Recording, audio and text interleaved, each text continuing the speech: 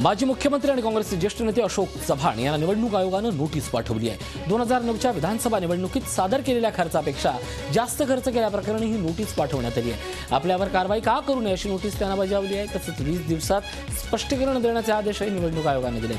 चव्हाणांचं स्पष्टीकरण समाधानकारक नसल्यास त्यांची खासदारकी रद्द होऊ शकते।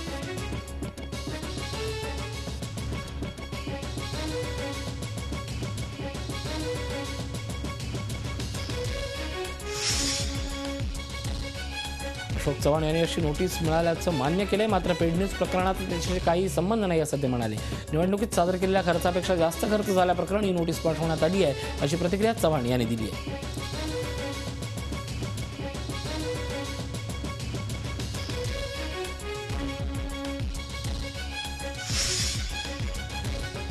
आचारसंहिता अध्यादेश असं कोणतेही कारण पुढे न करता राज्यातल्या दुष्काळग्रस्तांना मदत जाहीर करावी, अन्यथा निवडणुकांवर बहिष्कार टाकू असा इशारा राष्ट्रवादी काँग्रेसचे खासदार उदयनराजे भोसले यांनी मुख्यमंत्र्यांना दिला आहे।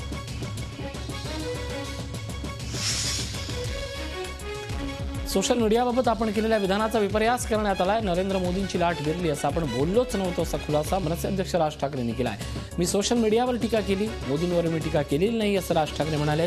2 दिवसापूर्वी राज ठाकरे यांनी मनसे विद्यार्थी सेनेच्या कार्यक्रमात चल हट मोदी कही के असा एक जोक ऐकवला होता।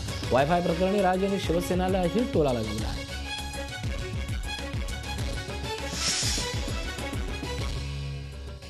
विलेपार्ल्याच्या वायफायच्या मुद्द्यावरून शिवसेना मनसे आमने-सामने उभे टाकलेत। या वायफायला शिवसेनेनं विरोध केला होता।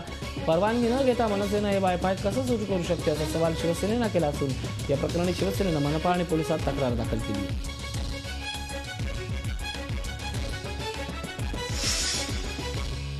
शिवसेना भाजप युती अभेद्य ताकद आहे, त्यामुळे जागा वाटपात कुठलेही वाद नाहीत। मात्र शिवसेना महाराष्ट्रात नेतृत्व करेल असं विधान शिवसेना खासदार संजय राऊत यांनी केले। मात्र महायुतीच्या जागा वाटपाबाबत महायुतीच निर्णय घेईल असं भाजपाचे प्रदेशाध्यक्ष देवेंद्र फडणवीस यांनी स्पष्ट केले।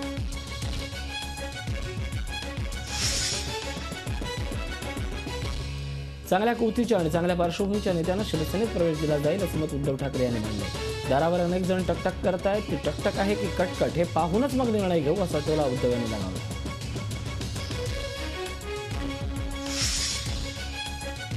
सावंतवाडीचे आमदार दीपक केसरकर यांनी राष्ट्रवादी काँग्रेसला रामराम ठोकत शिवसेनेत प्रवेश करण्याची घोषणा केली आहे। केसरकर येत्या 8 दिवसात आमदारकीचाही राजीनामा देत आहेत। मुंबईत ही घोषणा करताना केसरकरांनी नारायण राणेंवर जोरदार टीका केली। कोकणची जनता स्वाभिमानी असून गुंडगिरी आणि दहशतवाद खपवून घेणार नाही असा इशाराही केसरकर यांनी दिला आहे। गेल्या लोकसभा निवडणुकीत निलेश राणे यांचा झालेला पराभव ही पहिली पायरी असून जनता गुंडगिरीला उत्तर देईल असा इशाराही केसरकर यांनी दिला आहे।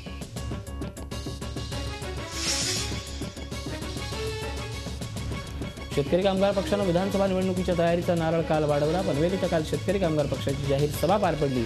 यावेळी पनवेल मतदारसंघासाठी बाळाराम पाटील यांच्या नावाची जाहीर घोषणाही करण्यात आली। शेकाप हा विधानसभेची निवडणूक स्वबळावर लढवणार असून येत्या 2 ऑगस्टला विधानसभा उमेदवारांची पहिली यादी जाहीर करण्यात येणार आहे।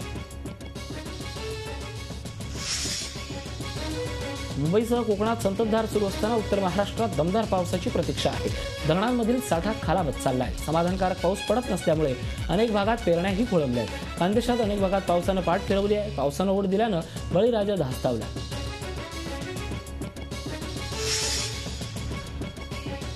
नाशिक विभागात वरुणराजानं अवकृपा केल्यानं पिण्याच्या पाण्याची समस्या तीव्र झाली आहे। मनमाडमध्ये 20 ते 25 दिवसांनी पाणी पुरवठा होतो। गंगापूर, दारणा आणि भावली या वगळता सर्वच धरणातील पाणीसाठा 3% आला आहे। त्यामुळे नाशिकच्या पाण्यावर अवलंबून असणाऱ्या सर्वच नगरपालिका आणि महापालिकांनी पाणी जपून वापरावं असं आवाहन पाटबंधारे विभागाने केले।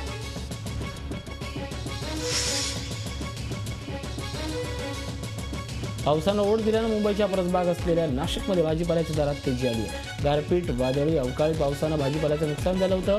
यातच अजून पाऊस गायब असल्यानं हे दर दुप्पट-तिप्पट झालेत। काल वांग्याचा कमाल भाव 1200 होता, तो वाढत थेट 6000पर्यंत गेला।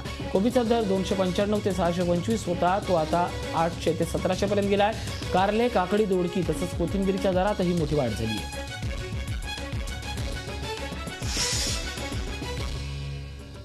मुंबई ठाणे जिल्ह्यातला दुर्गम भाग, कोकण आणि गोव्यात येत्या 48 तासात जोरदार पाऊस होण्याचा अंदाज कुलाबा वेधशाळेनं व्यक्त केला आहे। पावसाच्या प्रतीक्षेत असलेल्या विदर्भातही जोरदार सरी बरसतील असा वेधशाळेचा अंदाज आहे।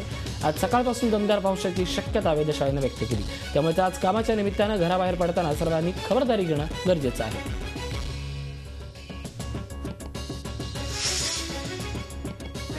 रत्नागिरीत सलग 5व्या दिवशी पावसानं दमदार हजेरी लावली. दिवसभर कोसळणारा पाऊस भात लावणीसाठी पोषक ठरत असून शेतकरी राजानं लावणीत तीव्र गतीनं उरकण्यावर भर दिलाय.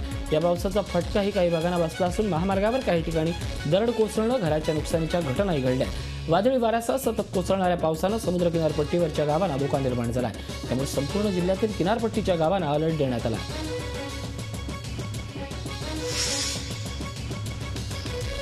लोणावळ्यात काल मुसळधार पाऊस होता. काल केवळ 6 तासात 67 मिलीमीटर पावसाची नोंद करण्यात आली आहे. गेल्या 2 दिवसांमध्ये लोणावळ्यात 167 मिलीमीटर पाऊस पडला असून येथे अनेक रस्ते हे पावसाच्या पाण्याखाली गेले.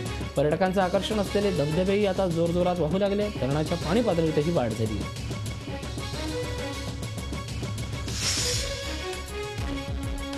सँडर्स रोड रेल्वे स्टेशनजवळची इमारत पाडण्याचं काम दिवसभर सुरू होतं. शनिवारी रात्री 11 वाजता पालिकेनं सुरू केलेलं काम रविवारी सकाळी 7 वाजता संपणार होतं. पण हे काम तब्बल 21 तासांनी रविवारी रात्री 8 वाजता पूर्ण झालं. यामुळे सीएसटी ते भायखळा मार्गावरच्या डाऊन स्लोची वाहतूक रविवारी दिवसभर बंद होती. अखेर 8 नंतर ही वाहतूक सुरळीत करण्यात आली.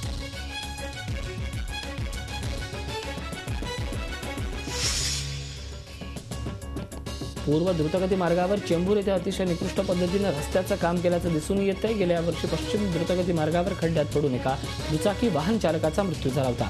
पूर्व द्रुतगती मार्गावर चेंबूर येथे सुमारे 1 किलोमीटरच्या अंतरामध्ये खड्डे पडले आहेत. तर घाटकोपर ते चेंबूर येथील रस्त्याचीही अशी चाळणी झाली आहे. सायनमध्येही अनेक ठिकाणी खड्डे दिसून येत आहेत. त्यामुळे वाहतूक संथ गतीने होते.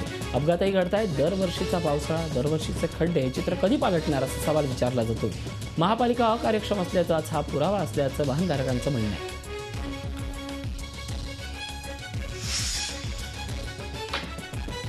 नुकत्याच सुरू झालेल्या दिंडोशी उड्डाणपुलावरच्या रस्त्याची तर 2-3 दिवसाच्या पावसात दुरावस्था झाली आहे. पावसामुळे फ्लायओव्हरवर खड्डे पडले आहेत. त्यामुळे या पुलाचं बांधकाम निकृष्ट दर्जाचं झालं असल्याचा आता आरोप होतो.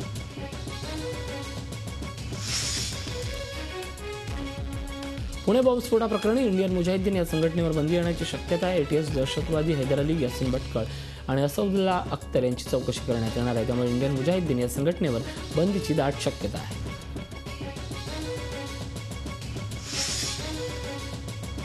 नितीन रागे याची निर्घृणपणे हत्या करण्यात आल्याची घटना ताजी असतानाच प्रेम प्रकरणातून धनगर समाजातील तरुणाला बेदम मारहाण करण्यात आल्याचं प्रकरण समोर येते. अहमदनगर जिल्ह्यातल्या श्रीगोंदा तालुक्यातल्या काष्टी येथे आबा ज्ञानदेव काळे या धनगर समाजातील तरुणाला प्रेमसंबंधाच्या संशयावरून बेदम मारहाण करण्यात आली. विशेष म्हणजे घटना घडल्यानंतर तब्बल 15 दिवसांनी पोलिसांनी गुन्हा दाखल केला आहे.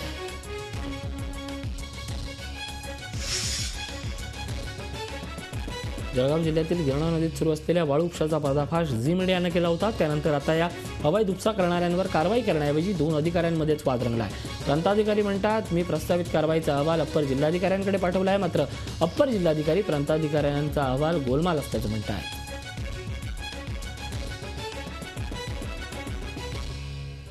बनावट स्टॅम्प आणि कागदपत्राच्या सहाय्यानं अनेक खासगी आणि राष्ट्रीय बँकांना 60 लाखांहून जास्त रुपयाचा गंडा घालणाऱ्या टोळीला नवी मुंबई पोलिसांनी अटक केली आहे. या टोळीतील लोकांना अटक केली असून 10 जण अजून फरार आहेत. अटक करण्यात आलेल्या आरोपींकडून 70हून अधिक बनावट स्टॅम्प्स जप्त करण्यात आले आहेत. इन्कम टॅक्स, सेल टॅक्स आणि आरटीओ आणि रेशन कार्ड इत्यादी कागदपत्रांसाठी बनावट स्टॅम्प या टोळीनं तयार केले होते.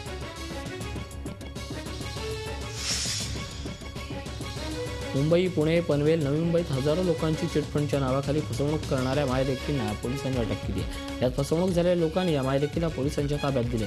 लोकांचा विश्वास संपादन करून तब्बल 1,30,00,000 रुपये लाटल्याचं तपासात समोर आले. वैजयंती हडकर आणि विशाखा अरोरा अशी मायलेकींची नावं आहेत.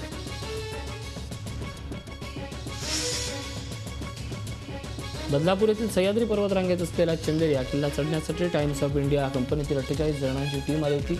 शनिवारी सकाळी डोंगरावर चढल्यावर दुपारी पावसाचा जोर वाढल्यानं त्यांनी दुपारी 2:15च्या सुमारास डोंगर परत उतरण्यास सुरुवात केली. मात्र पावसामुळे डोंगरावरून कोसळणारे काही दगड टीममधील अभिजित कदम यांच्या डोक्याला लागल्यानं त्यांचा मृत्यू झाला.